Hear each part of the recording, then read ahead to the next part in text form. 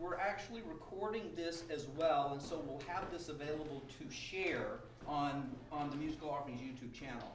But we're wanting to go through and sort of provide an overview of what's going to be going on this coming year. But also, we're going to have my buddy Joe talk about one of my favorite things in the world. What's going on in our brains in terms of brain auditory development while we are studying music actively. And that's always been a big passion of mine. Let's have some music first. So we've got Chloe and Lyndon, and we're going to play a couple of short movements that are a lot of fun, and then I want to have them talk just a little bit about Play for Peace, which the two of them started with colleagues at ETHS, and they'll talk about their mission, and it's pretty cool. So let's welcome Chloe and Lyndon to the stage.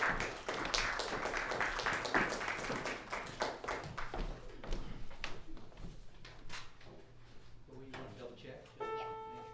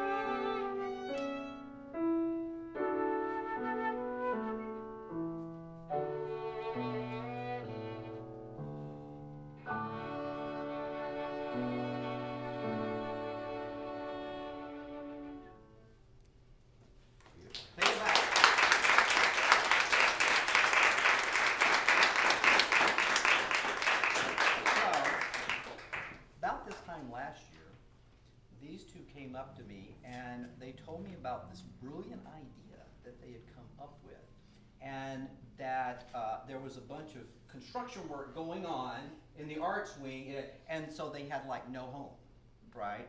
And so we provided them a home for this really cool thing. So now they're going to tell you about Play for Peace. Okay. Hi, my name is Chloe Von Hall. And I'm Lyndon Wadsworth. We're both juniors at DTHS and the founders of Play for Peace. We started this organization to better the community and the world. Play for Peace works with venues across Evanston to plan and perform in charity concerts to raise money for Everytown for gun safety. Everytown for Gun Safety is a non-profit organization that collaborates with lawmakers and funds research to end gun violence in America. We will give 100% of the money donated during our concerts to Everytown.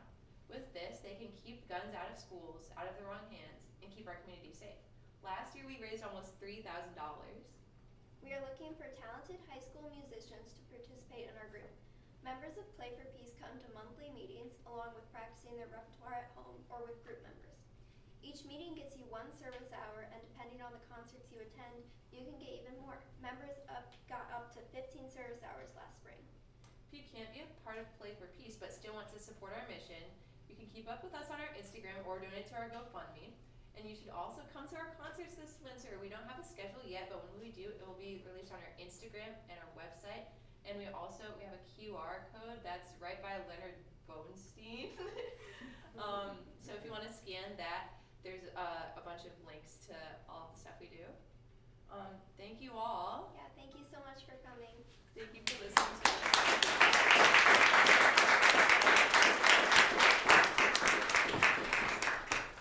So to brag on these two a little bit, it's a lot more than what they were just talking about, because they literally are playing in places like all over Evanston. 10,000 villages just loves them. So you played there like a couple of times last year, right? And you know, I'm so moved because they're really harnessing their musical relationships and working with their peers at school to try to like really do something extremely positive, and they're being very successful. So don't leave before you scan the QR code that Lenny is holding out there on his rubber ducky. All right, so thank you guys. Thank you, appreciate it.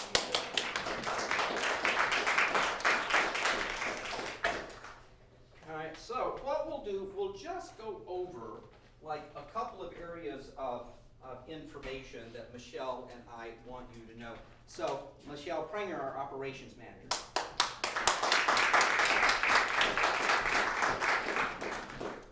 Hi everyone, thanks so much for coming tonight. It's great to see you all. I'm Michelle Pranger, I'm the operations manager. I'm also the trumpet instructor at the musical offering. So I know all of your names, but it's really nice to see people's faces, so thank you for coming. So I just want to do a really quick overview of this year's calendar, some dates to keep in mind. So we'll just start with the academic calendar. This will show you all of our school breaks for this year, so you can prep those ahead of time, and as well as the registration periods, and when sessions begin and end. You can also find this on our website. There's a PDF version, there's a printable version. It's on the school calendar link on the website at that little site listed below.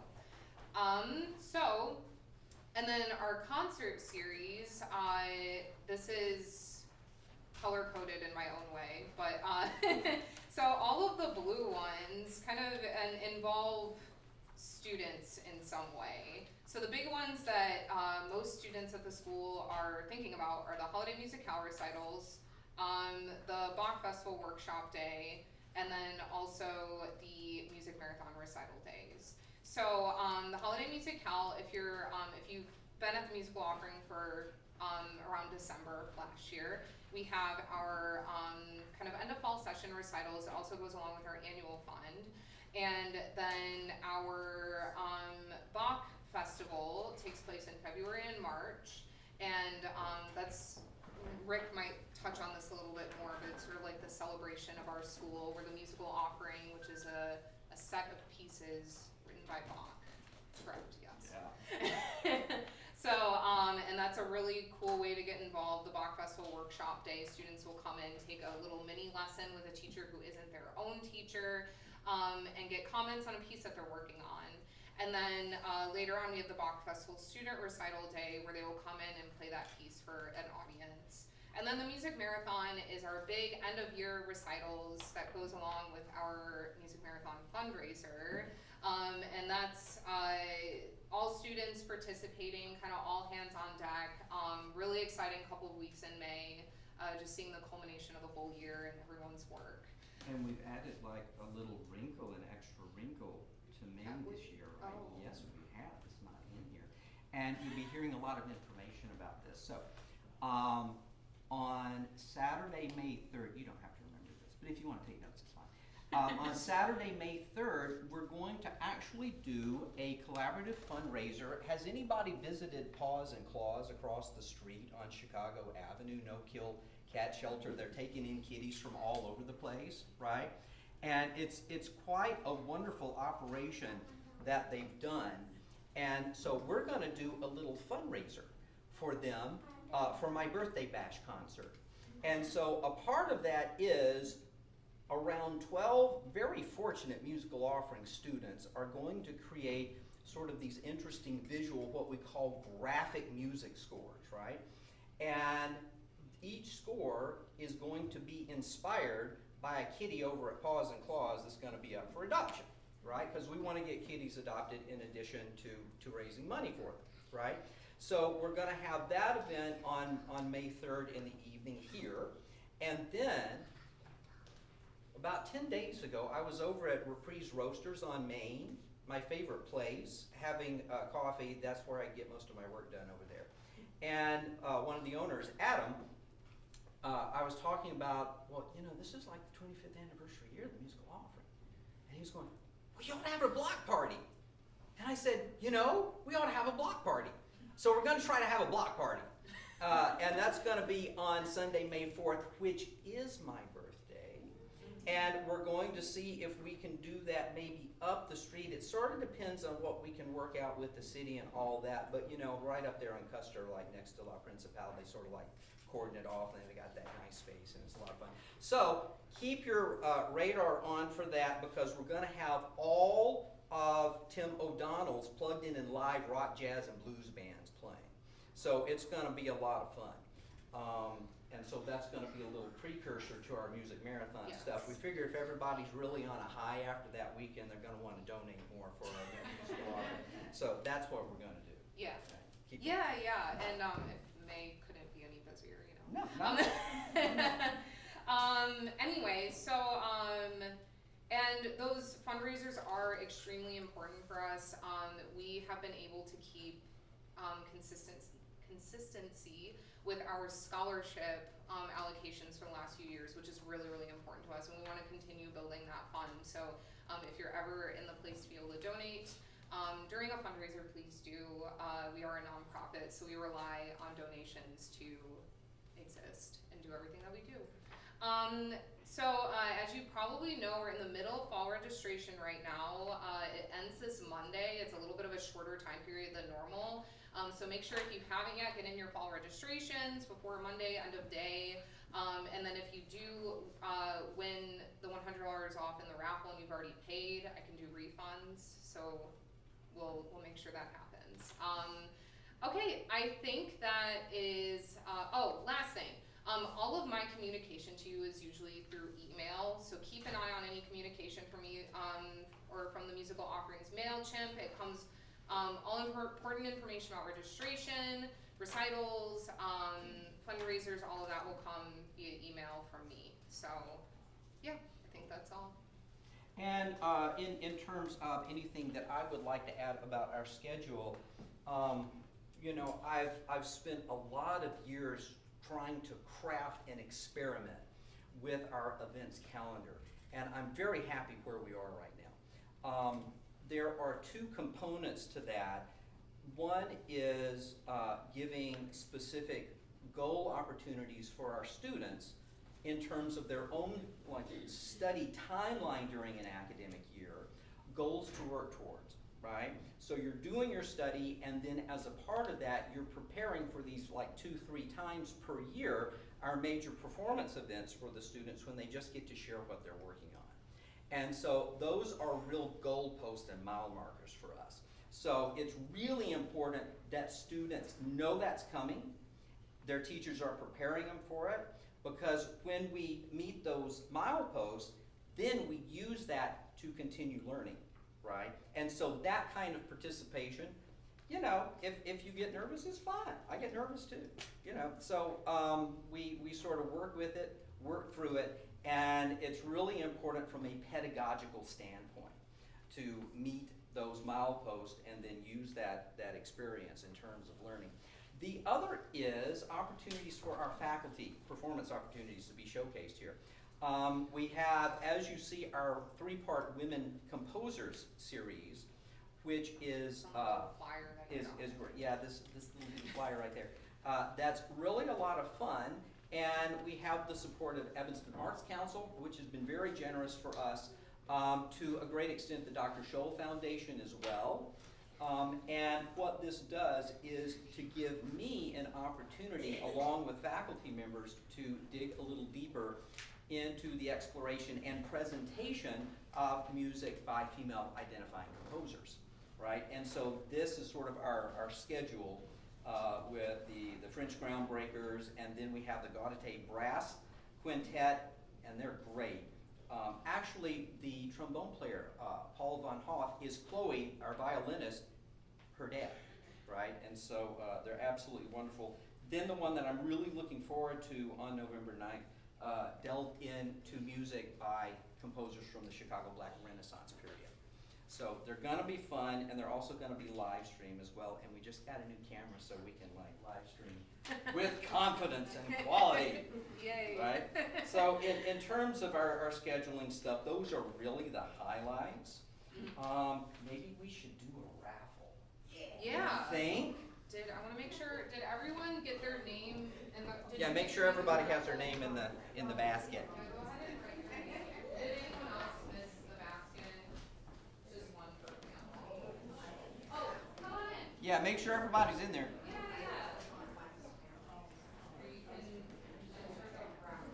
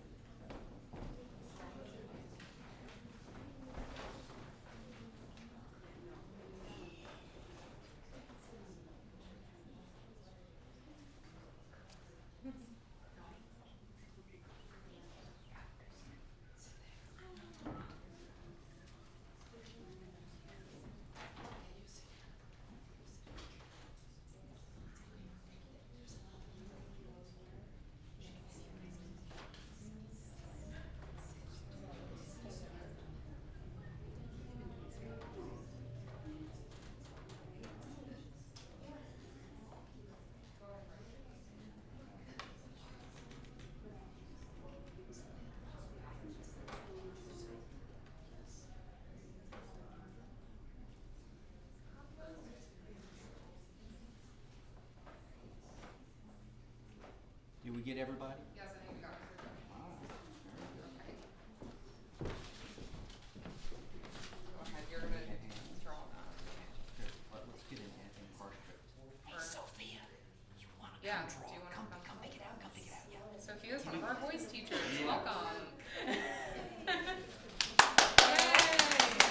Alright, we're doing 2 names. Two, okay. Can't see them anyway. Like Powerball, isn't it? See, who's the lucky winner? Elliot White. Very cool. One more. There she is. Okay. Donna. Una. Una. Yay!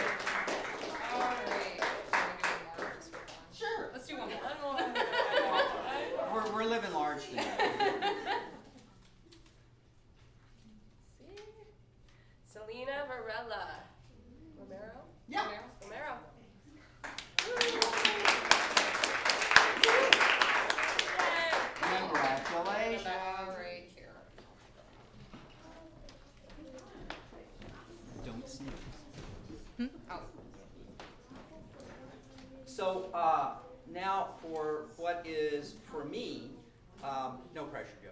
The highlight, just because it's something, as I said at the beginning, that I'm really interested in. I have known Dr. Nina Kraus, who is really, I would say, not only a groundbreaking scientist, but one of the kindest and most thoughtful people that I've ever had the pleasure to meet. I've known Nina for about 22 years at this point. And Nina is the sort of the head of the Brainvolts neuroscience lab at Northwestern, and really has been, I think, at the cutting edge of research into the relationship between our sound world and then how we interact with it from a neural standpoint.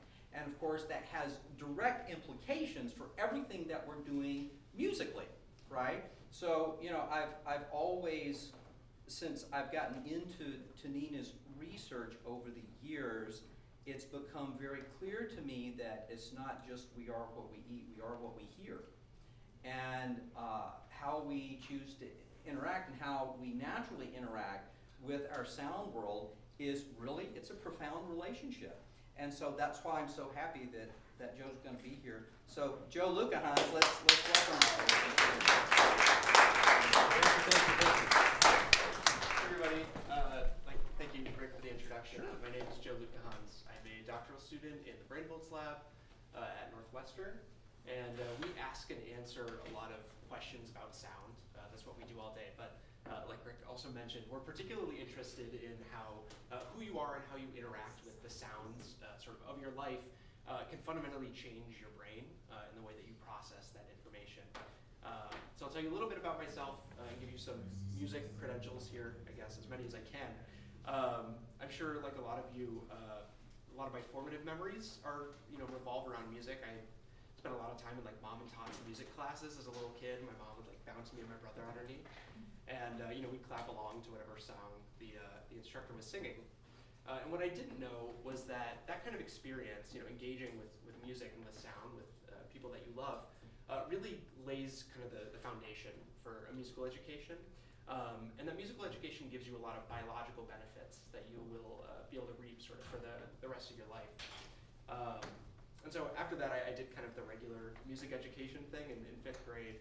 I was handed a clarinet and enjoyed it for a while.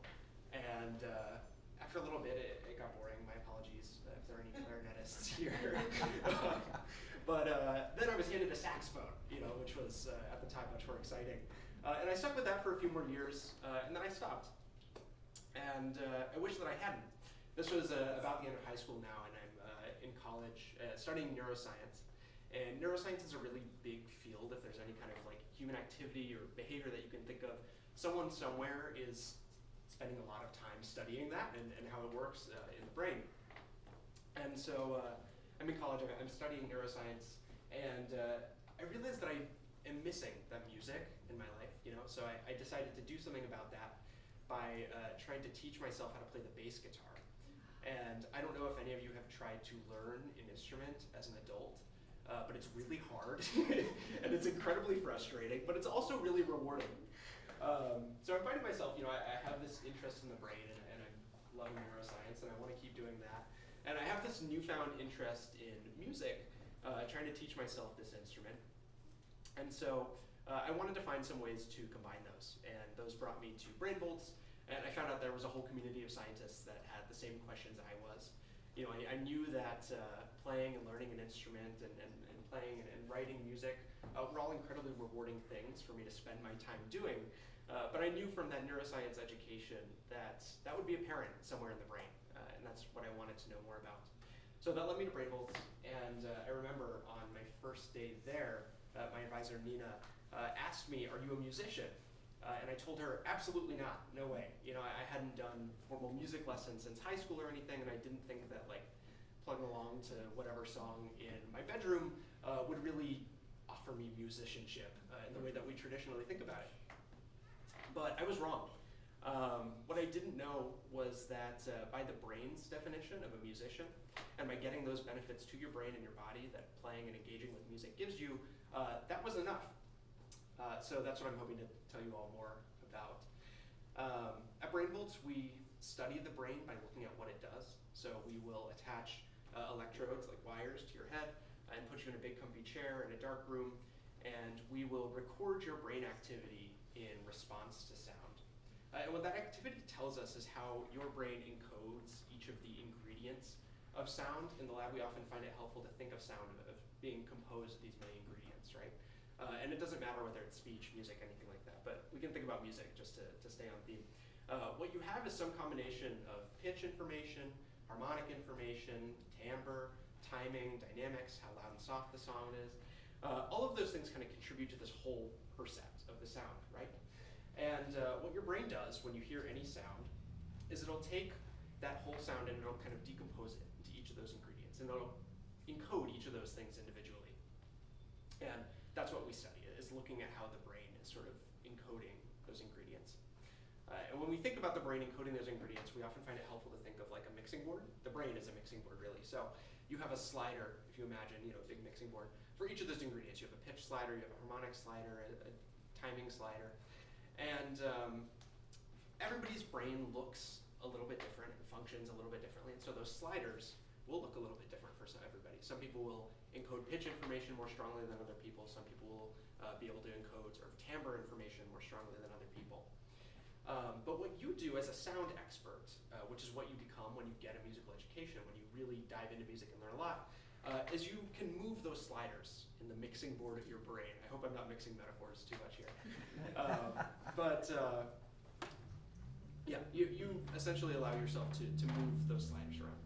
So one thing we know is that for musicians, and I'll define musicians in a moment here, but musicians are really good at sliding that harmonics slider up. And what I mean when I say harmonics is the meaningful part of sound. Pitch will tell us how low or high a sound sounds, but harmonics will tell you, whose voice am I hearing? What instrument is that? What does this thing sound like? And musicians are really good at encoding that information very strongly, much more strongly than people that haven't engaged with music and really learned an instrument or anything like that. And the reason that you're able to do this just by getting a music education is because music is this really powerful force for the brain. It's really hard to find anything that compares. And it does that by really engaging your entire brain. When you're playing music, but even when you're just listening to it, you're engaging your emotion systems, your reward systems in your brain, the way that you think. You're engaging your gut, which is really strongly connected to your brain, if you didn't know. And you're engaging your motor system. That one's maybe more obvious. We all love to dance, right? And so I'm sure that everybody in this room can think of a piece of music that makes you feel really happy or makes you want to cry, it gives you butterflies in your stomach, or makes you want to dance. And my point here is just that there's few things that can really do that for you and that can really just set your brain on fire like music can. So this has led us to figure out a lot of things about how the musician brain works. We know that you're able to encode some of this information more strongly, but that's something that's happening in the brain, right? And you see more tangible benefits in your kids or in yourself when you or them are getting a musical education. You can hear them singing better or playing their instrument better. And that's a beautiful thing that you can just kind of immediately see as they practice something. But those changes that you're able to induce in your brain when you get a musical education really extend farther than that. And they extend into a lot of non-musical situations as well. And in the lab, we say a lot of the time that the hearing brain is vast. And that means a lot of things. It means that you're engaging so much of the brain when you're listening, playing music. But it also means that those benefits are kind of branching outwards and touching a lot of other parts of your life too. And so one example that I kind of like to give is this, and this happens to me all the time, it might happen to you too. I have a really hard time holding a conversation in the grocery store. I don't know if this happens, but you're in this big room, you can hear the scratch of the carts, and there's people chattering, and there's music over the loudspeaker. And I often need it repeated to me like 3-4 times what whoever I'm there with needs me to grab from the next aisle over. And if you don't know what I'm talking about, it could be that as a musician you already have given yourself an edge in that situation. But this is a common thing that we hear about all the time in the lab. People have trouble in these noisy situations hearing. And we know that when you spent a lot of time training musical skills and you have a lot of musical experience, you have a much better time hearing in a noisy situation. And this makes sense. This is one thing where we have a really direct example. Imagine that you're in the band or the orchestra or whatever ensemble you're playing with, and you're waiting for your cue to come in. You have to listen to some other player in the group. And there's all these other musicians around you that are playing something else that is part of the whole piece, but that you don't necessarily need to be paying attention to for your cue. But you're able to listen in just for that thing you need to hear, and you're able to come in on time, and it sounds beautiful. And that's a musical situation that then applies to a million non-musical situations that you probably find yourself in every day. Now, these benefits to the brain are pretty incredible, and usually when we're talking about training your brain or learning, we usually think about it being better when you're younger, right? Your brain is more plastic, more malleable, you're learning new things every day and becoming a person.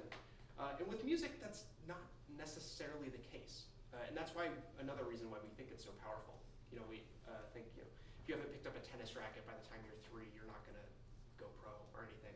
But with music, it doesn't really matter when you start. Of course, the younger you start, the easier those changes are gonna be to induce. But you don't have to. It really just matters that you've started at all. So this is kind of my call to action. If anybody in here doesn't regularly play music or engage with music beyond listening to it, try. Even just tap on the counter to a little beat or something. Really, it is enough to start helping. But we have done a number of studies really throughout the lifespan just to see how these biological benefits of a music education apply. A few years ago, the lab got in contact with a group in Los Angeles called Harmony Project, and they offer free community music lessons to kids in Los Angeles. And a lot of these kids live in areas where a formal music program in their school or something is not always offered. So to have access to a program like that can be really important. And what people started to notice is that these kids that were able to engage with this program were not just becoming skilled musicians, and they were practicing all the time. It was just what happens here at the musical offerings, but they were also doing a lot better at school. Their language was better, their reading was better, and people started to notice that. So Harmony Project wanted to know what was going on, why were their kids doing so well, and Brainvolts, who had heard about this, really wanted to know what was happening in these kids' brains. That's usually the first question that comes to mind for us. And so we decided to study this scientifically. And the way that you do that is you take 2 groups of kids. You take one group and you put them in music classes for a while. And you take another group of kids and you have them engaging in music-related classes. So maybe it was notation or some kind of light music theory thing, but not actively playing an instrument, not actively practicing, right? And so we take these 2 groups of kids and give them a whole battery of tests, language tests, reading tests, memory and attention tests. And of course, these brain responses to sound that I was talking about, where we're seeing how they're encoding all these ingredients of sound. And we waited a year. You got to give the effect some time to set in. And after a year, lab members flew back out to Los Angeles, and they tested all of these kids from both groups again. And nothing was different. They looked the exact same. And so, they thought maybe, okay, we just need to give this more time. This might take a little while to set in. Just like anything you learn, it isn't going to happen immediately. So they waited another year, they flew back out, and the differences were just astounding. These kids in the music program were not just reading better, had clearly better language, memory, attention skills, as they were able to show with these tests, but the way that their brains were encoding all these ingredients in sound were just miles ahead of the kids that didn't have this music program. And so these were pretty young kids, like 8, 9 years old, still at an age where if you get them started learning something, they're going to get good at it really quickly. And so this study prompted a lot of follow-up questions. And one of the big ones was, is this just an age thing? Are these kids just getting better because they're young, and that's going to reflect in other things they do? And the answer is no. And we know that because we did another study around the same time where we basically did the same thing with high schoolers. And so, these kids are 15 to 18 or so. And you do the same thing. You put one group of kids in a music class. You have another group of kids doing something else. I think in this case it was like a ROTC training. So still an activity that requires a lot of attention, a lot of time, a lot of dedication, but that doesn't engage the brain in the way that music does. Sorry to the ROTC people here. But anyway, we did the same thing. You get these kids in these groups and you have them do this activity for a couple years, and ran the same battery of tests, tested their language, their reading, memory, and attention, which is a little trickier in high schoolers, right? We expect high schoolers to be good at language and reading. But still, you see the same effects. After a couple years, they tested them again. Not only were these kids doing better in school, their reading and their language were testing better in this testing battery, but just the same, their brain responses to sound that we were able to collect just looked fabulous. And so music education is really inherent in the brain when you look at how it's encoding all these pieces of sound. Now, even though I've given these two examples, they're still kids. But really, the benefits will apply throughout the lifetime. Like I said, it doesn't really matter when you start, just that you started at all. And this is something that we see all the time in the lab. We'll have people come in, older musicians, I won't define old, who may not have engaged in music in decades, but maybe spent some time as a kid playing an instrument through their young adulthood. And we will still see, when we compare them to older adults that haven't had any kind of musical training, that not only are their brain responses to sound just beautiful, they're still able to encode this harmonic information just fantastically, but their memory is better, their attention is better, and they're able to preserve their hearing to a greater degree than people who haven't engaged with music have. And that's incredibly important, especially as we get older. It's incredibly common. Our hearing tends to go. And so anything that we can do to help preserve that is going to be really important for the rest of our lives. Now, I hope that I have convinced you all that it's important that you're here, and I really think that it is. And usually when I'm talking about the science, I have big, beautiful graphs that I like to show on a big screen, but I don't have that today.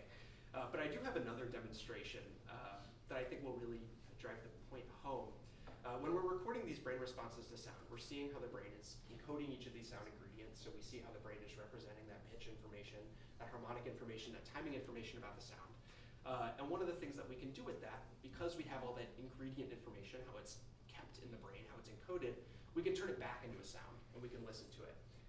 So I've been very lucky to be part of a project for the past couple years where we have collected hundreds of people's brain responses to sound, to a whole bunch of notes on a keyboard, actually. And what we can do is we can play those responses back with whatever song we want and listen to them. So not only are we going to just do our classic scientist statistics and stuff on these brains, we can listen to them and we can hear what music is doing for your brain. So I have a few brain responses that I want to play for you. And I just want you to listen to them and sort of compare them as I play them. And the first one is a young guy, early 20s, a college student who has not really engaged with music formally in his life, aside from listening to it. So I'll play his brain now and let me know if you're having trouble hearing this.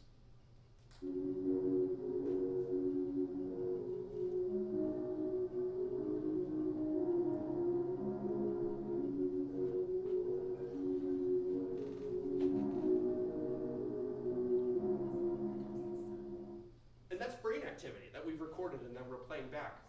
And he sounds pretty good, right? It's, you can hear the song in there. Do you know that song? Yeah. Kids? Okay, good. Now I'd like to play for you another brain. This is also a college student, also a young guy, pretty matched demographically to the first brain that I played. And the main difference is that he does have a music education. He's engaged with music throughout his life and has continued to in college. And I'm going to play his brain for you now, so listen to this.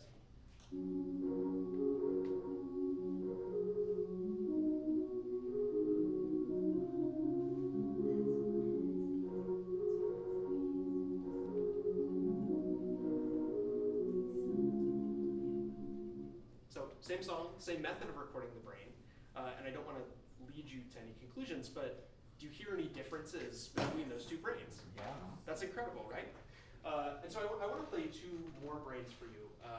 One of the things I touched on a little bit was engaging with music throughout the lifespan and how important that is. So I have brains from two older participants that have come into our labs. Both have some degree of hearing loss, both use a hearing aid in their everyday life. And this first brain that I'm going to play for you is a gentleman who has not really had any musical training or engagement with music. And here's what his brain sounds like.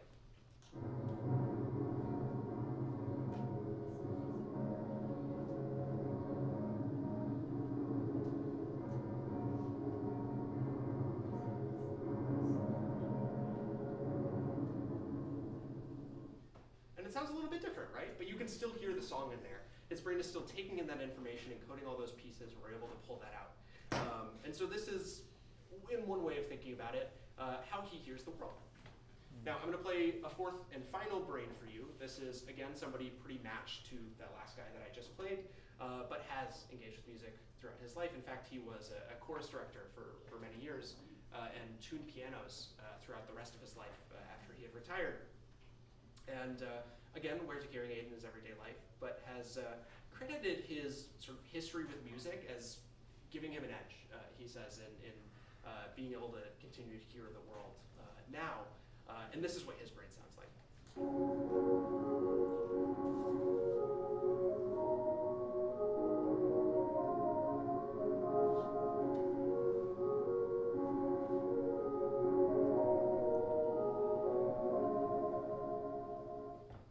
And so when we compare that to the brain of somebody who hasn't had that musical experience, it's not that they're hearing the world worse, it's not that their brain isn't working as well, but when you're taking in sonic information, any kind of sonic information, could be speech, could be music, could be really anything, by training yourself with music, you really are enriching your brain and your body in a way that you can't really with anything else.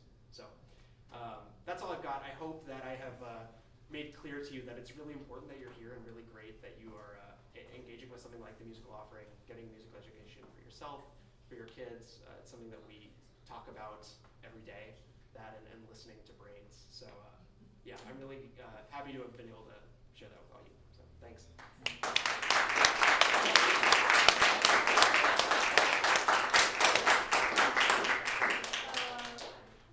Does this exposure to music, is it equally powerful when you're exposed to singing as a young person or an adolescent? Yeah, absolutely.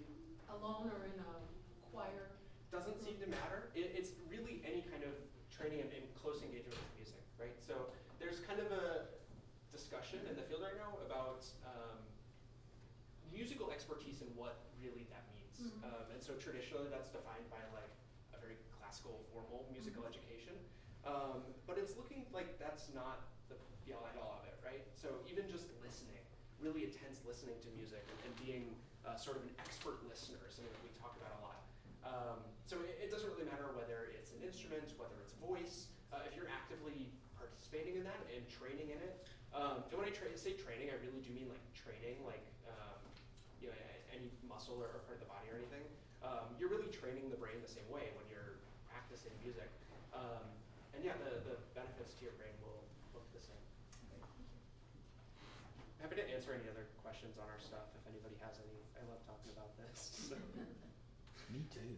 Did you call this, you called it Brainvolt? Yeah, that's the name of our lab, is Brainvolts. In neurosciences at Northwestern? Yeah, we're in the communication sciences and disorders department. So it's a little psychology, a little neuroscience, a little speech and hearing. So we do a little